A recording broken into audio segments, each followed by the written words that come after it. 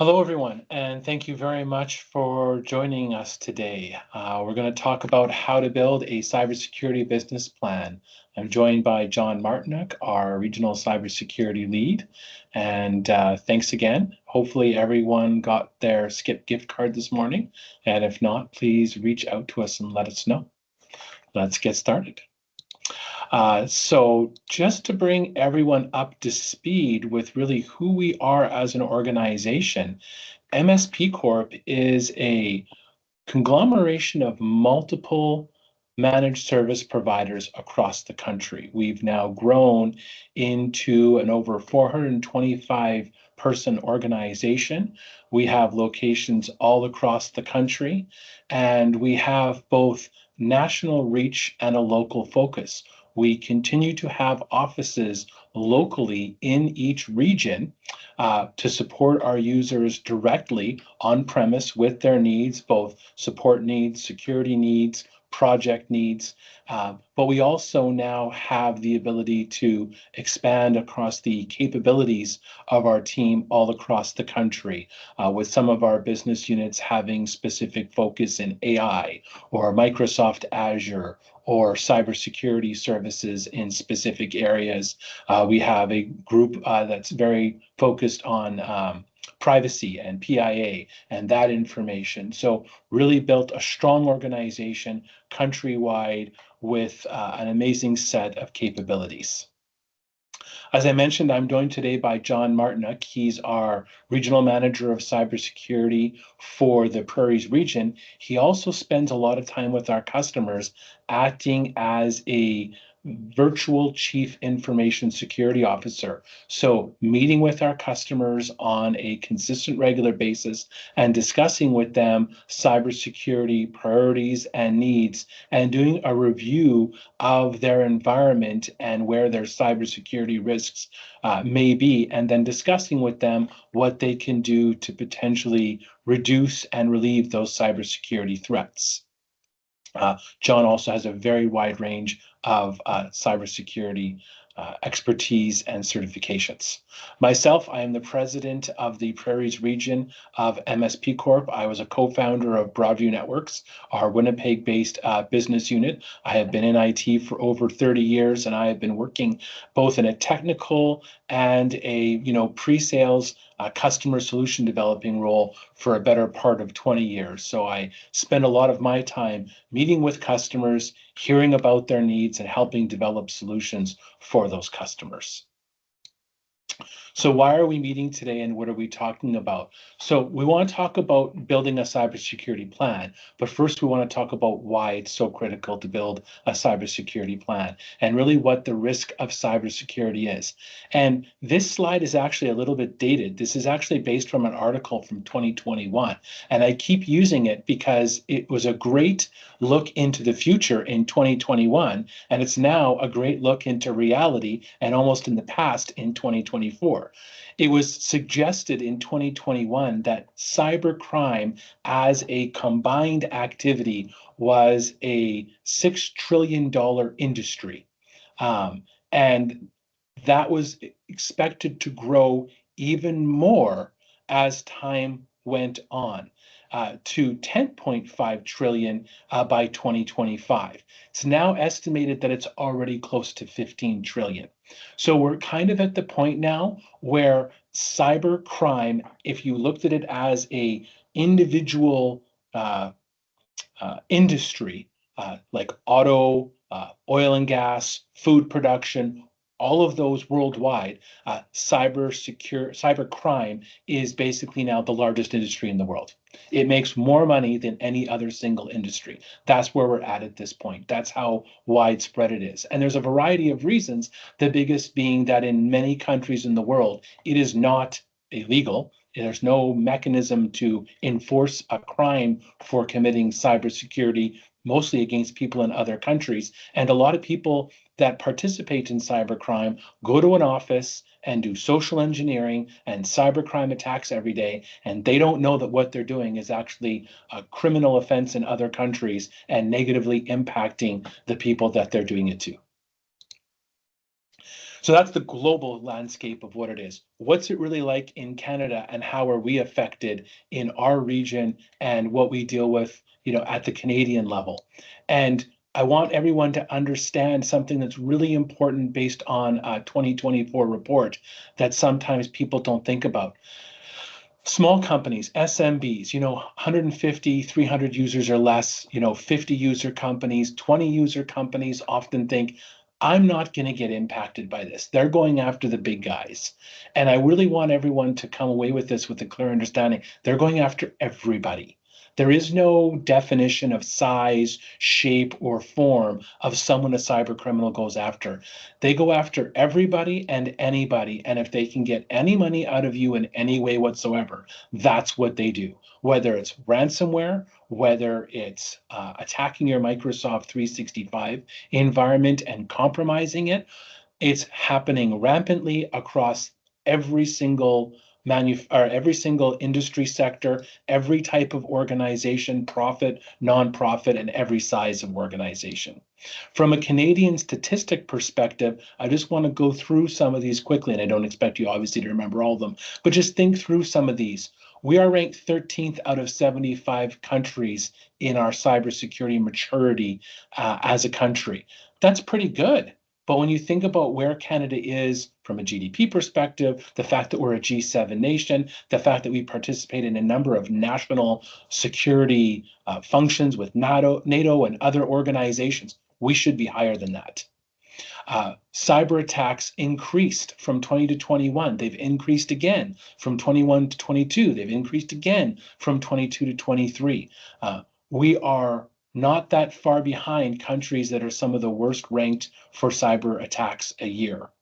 Over 85% of companies in Canada were impacted in some way by a cyber attack. Now, you may not have been directly impacted as an organization because you were attacked, but another organization you work with, a customer of yours, a vendor of yours, a business partner of yours may have been impacted and impacted your organization, pardon me, in some way in being able to deliver what it is that you do every day. 65% of Canadian companies, this is actually a recent statistic from Myers Norris Penny. This is actually a Western Canada specific statistic, that 65% of Canadian companies expect to be hit with a ransomware attack in 2024. And we're seeing them still be hit all the time. 11% have paid ransom, and in all cases possible, we prefer if you don't have to pay ransom, but it depends on what protection you have in place. The average ransomware cost in Canada is $2 million to remedy. Now, people are going to say $2 million. There's no way that's impacting my organization. But when you look at the downtime, the loss of potential revenue, the impact to what you do, whether you're a profit or nonprofit organization, the impact on your employees, on your business partners and the other organizations you work with, and you total all that time up and you put a cost against that time, it can be staggering just how large it is. Pembina Trail School Division just got hit locally by a cyber attack. They still have no computers working in all their schools. Canadian companies on average spend 11% of their IT budget on cybersecurity in 2021. There's two major problems with this. One, cybersecurity shouldn't be part of your IT budget. It should be separate from your IT budget. Your IT budget is about delivering your IT services. Cybersecurity is about protecting your organization. And 11.1% is way too low. We should be spending 11.1% of an organization's revenue on IT and cybersecurity, probably at least 7 to 8% on each to be competitive and to be keeping yourself safe and secure. 84% of Canadian companies have insurance policies against cybercrime. But now, and we're going to talk about this a little bit later, and why it's so important to build a plan, is what the insurance companies' requirements are for cybersecurity insurance and how those are evolving. The average breach takes around 168 days. That means the bad guys are active in your environment for months before you actually see the direct impact where they launch the attack. And over half of Canadians have experienced cybercrime at least once or in some way. So that's the statistics. That's the risk that's out there. That's what we're all facing. Now we want to talk about what do we do about it? Well, you can go out and just buy a bunch of tools. You can go out and buy services, buy tools, and you can build a house. You can go buy a bunch of wood, buy a bunch of lumber or tools, hammers, drills, saws, all the necessary tools you need. You don't have a plan, you're gonna have a hard time building a house. And it's the same thing with cybersecurity. If you don't have a plan, you're going to go out and buy a bunch of tools, you're going to subscribe to a bunch of services, and you're going to have this jumbled, discoordinated activity that you're trying to accomplish as an organization, and you're going to leave gaps and holes because there's parts that haven't been properly dealt with. Security impacts the entire organization. It's not an IT responsibility. It is an organization level responsibility. The entire organization needs to be part of the building of a security plan with both the tools, the business policies, the safeguards. The C-level and executives need to understand the organization's security posture. They need to be leading the discussion and they need to understand funding the solution. That's what your plan needs to tell them. You need to help them understand where the risk level is for the organization as the size. A cybersecurity plan does that. It gives the information to have that discussion with the C-level, and it gives the idea of what the type of funding should be. It also then has an impact on cybersecurity insurance, as we talked about. Insurance is obviously a business expense and necessity, but if you don't have proper cybersecurity insurance, you're not going to be properly protected from cyber attacks. So that is an important part of your cybersecurity business plan and the conversation that needs to happen with the C-level executives. Many people think still that their general business insurance will help them with a cyber attack, and most general business insurance now specifically excludes any downtime, any impact to the business from a cyber attack. So if you don't have cybersecurity insurance, your regular general business insurance may not protect you. And you have to have the necessary policies and safeguards now with many cybersecurity insurance plans to even be able to get coverage for it. The plan allows you to understand what you need to have for your business plan, for your cybersecurity, for how it's going to impact your cybersecurity insurance when you go to apply for the first time or when you go to renew it. We are now seeing the cybersecurity insurance applications asking if you've had a cybersecurity assessment, if you have a remediation plan, if your executives are a part of that process. What do you have as a cybersecurity framework that's guiding that plan? There's a number of them out there: CIS, NIST, PCI. These are all, acronyms for organizations that create cybersecurity guidelines, frameworks, and you should be following one of those. Have you done a security assessment? That's really the first step of building the plan, is understanding where you are. It's that gap analysis. What do I got? What don't I got? What do I need? And then how do I build a plan to get there? MFA should be enabled everywhere it possibly can. That should be a primary component. That's a number one gap that's going to get pointed out by anyone who does a cybersecurity assessment for your organization, anyone who's building a plan, and certainly for cybersecurity insurance requirements when you're going to apply. Do you have a plan to protect against zero-day threats? Do you have anomaly-based protection? Do you have a proper managed endpoint protection solution? Do you have someone monitoring your systems and your logs? Are you patching your applications and your operating systems? Do you maintain daily offsite backups of critical data? And do you test your backups and disaster recovery on a regular basis? And this is one that's only really come up in the last couple of years. We've actually seen cybersecurity insurance policy questionnaires that want to know what the organization's spend commitment is for cybersecurity protection. All of these items are part of what you need to accommodate for in your plan, so that whether you have cybersecurity insurance or not, when you're going to renewal or when you're going to apply or when you want to understand your cybersecurity posture, this is all a part of the critical information that needs to be understood.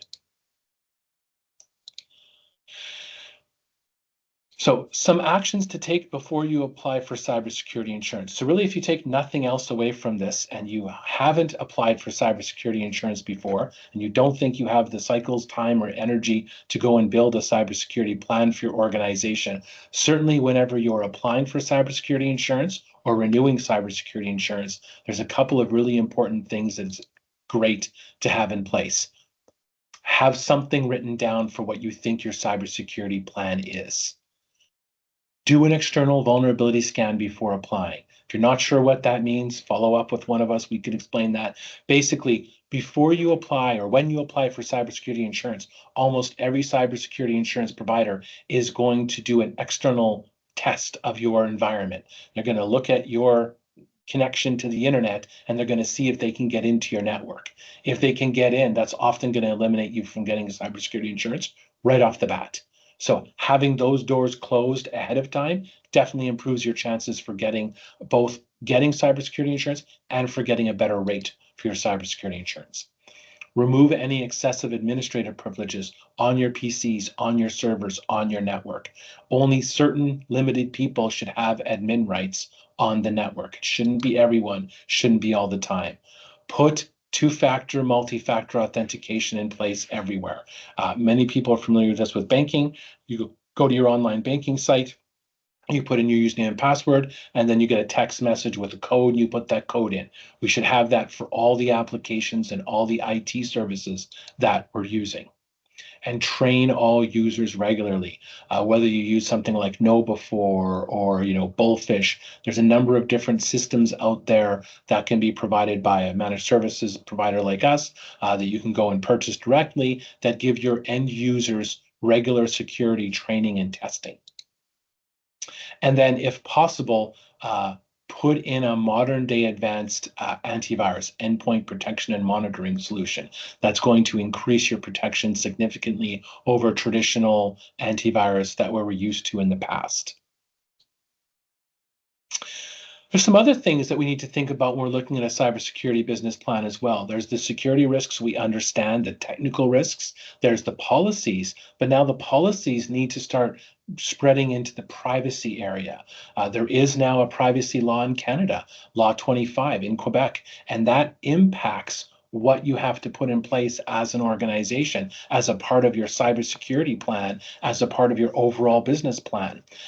It's not passed yet, but Bill C-27 would provide the same thing or similar across the country. And so we don't have those in all provinces in the country, but it's coming. And the better you set yourself up for those now, the more ready you are when they do come into existence locally. AI.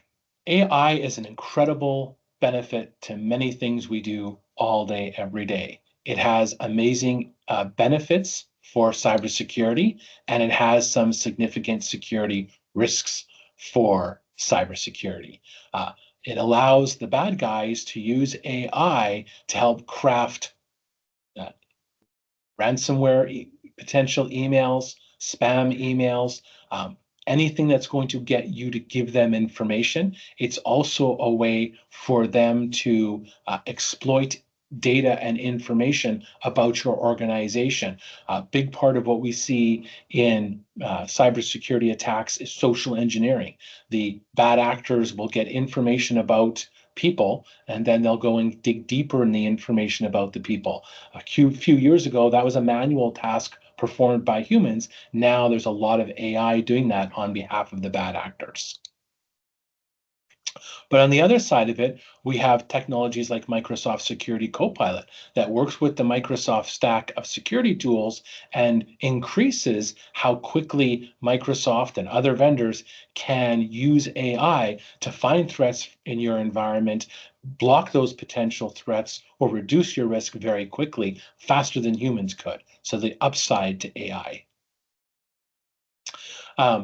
As I mentioned, there is a security threat to AI as well when it comes to, the bad guys using it for social engineering, using it as a way to find out information about you, and then using it to drive, say, deepfakes and other types of social engineering.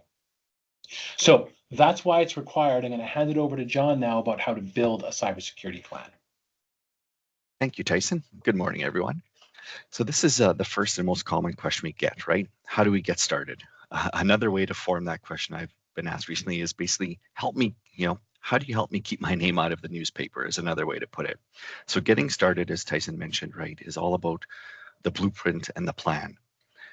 I really like the terminology roadmap, but another way to think of this is more of a loop or a cyclical process. Part of security planning and oversight is continuous improvement. So really the three main steps that you should perform in a ongoing fashion is select a framework to do that initial assessment, perform regular or ongoing assessments. That's going to derive, your security gaps, right? What are the weaknesses we need to address? You're then going to remediate those gaps. You're going to validate that the remediation is actually working. And then you're going to report and you're going to have that oversight. Governance, risk, and compliance is really continually near real time, knowing your strengths, weaknesses, and the gaps that you have to address at the next budget cycle. So as mentioned, this really should be a continuous process. And that first step, key step, before you can assess is selecting the right security framework. There's dozens of security frameworks out there. Cyber insurers recognize many of them. Many of them are simple checklists and maybe too simple. Tyson mentioned, right, these are really acronyms for different security frameworks. ISO, for example, is very common in manufacturing, but very expensive to implement. NIST is very common in US government or defense contractors. PCI is really only applicable to those storing payment credit card information or processing credit cards. CIS, the Center for Internet Security, is one of those globally recognized frameworks loved by providers like ourselves, cyber insurers. CIS has many benefits. I could talk to them for hours, but where we really like and use CIS is it has covers your basic hygiene. It's user-friendly, it's budget-friendly, it's going to provide you with controls and safeguards that everyone should do regardless of size, complexity, and more. The controls are meant to prevent real-world threats and are quite comprehensive. Tyson mentioned various technologies, right? People process. A good security framework like CIS is going to address all three of people, process, and technology. From a technology perspective, for example, right, you want to be scanning for regular vulnerabilities. From a people process, you want to have plans for incident response. You want to have security policies for your users. So those three pillars are really key. The CIS framework has 18 controls, 3 different levels you can assess against, depending on your organization's size, maturity, data handling. But at the core, we typically look at 18 areas. The CIS framework is going to give you a score. It's going to give you your current security posture. That's that holistic assessment of people, process, and technology. CIS, as mentioned, has 3 levels. The implementation group we select to assess you against really depends on your risk profile. Number of locations, available budget, internal resources, those main factors. At a minimum, everyone should be assessing against group 1, which is really the basic cyber hygiene that I mentioned that everyone should be doing.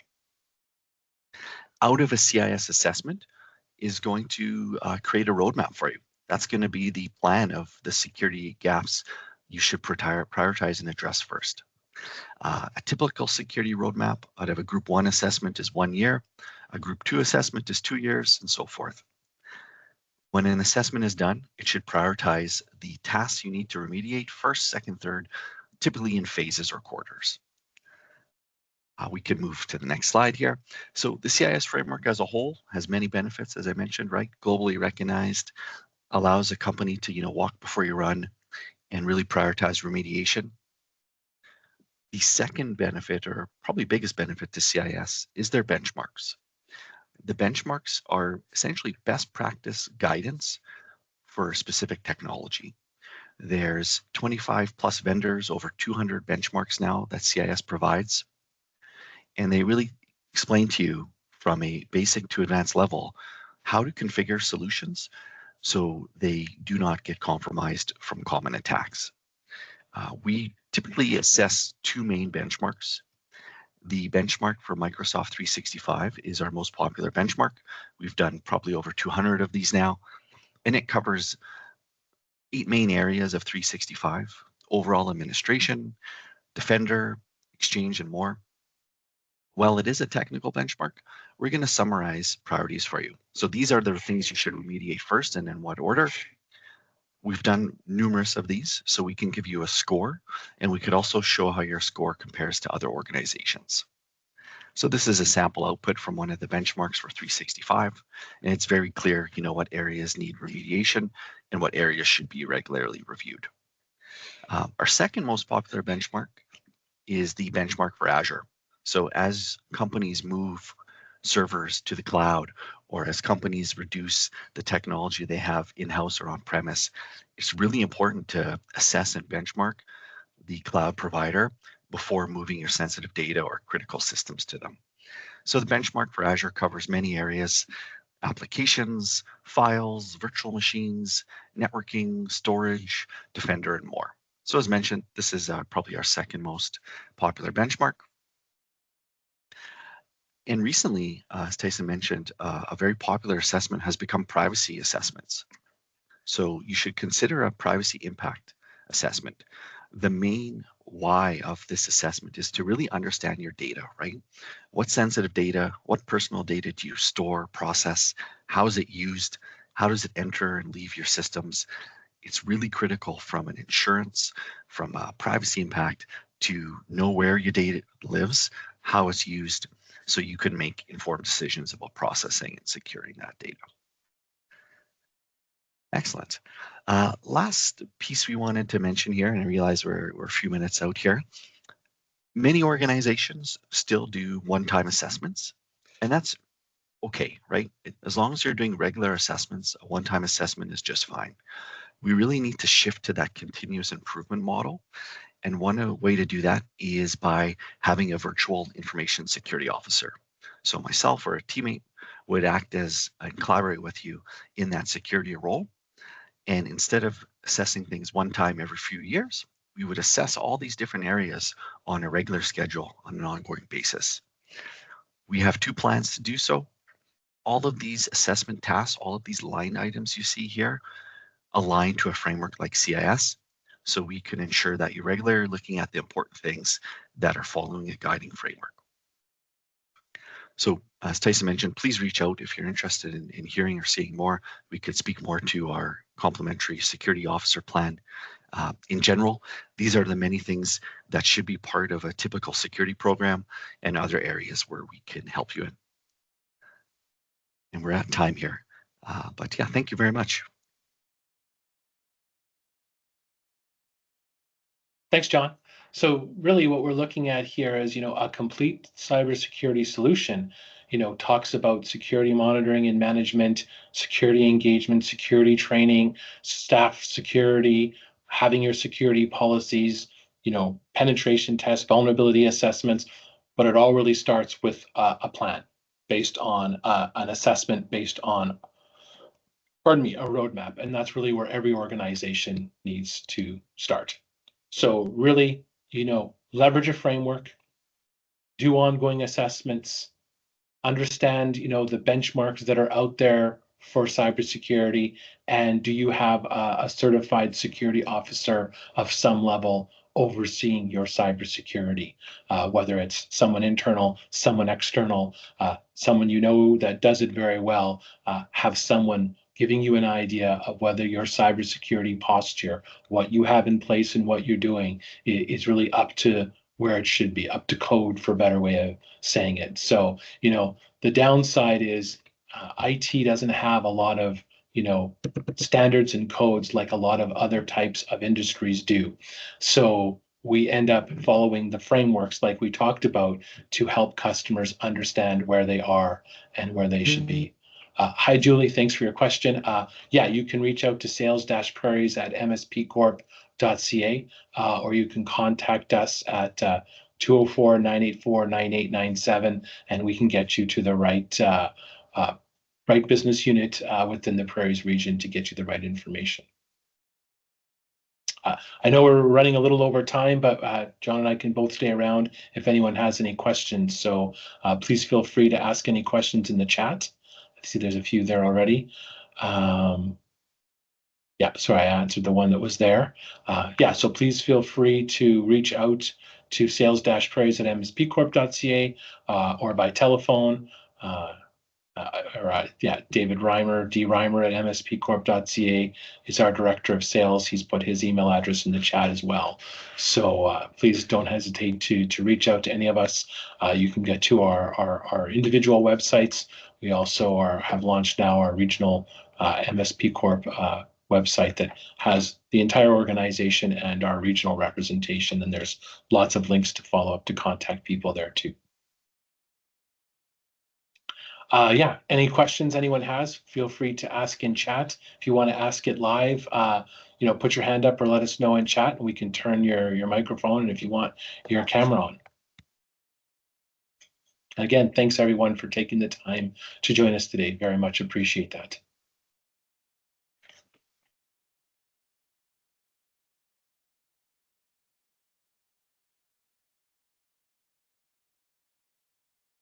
Thanks everyone. Don't hesitate to reach out if you have any questions. Have a good day.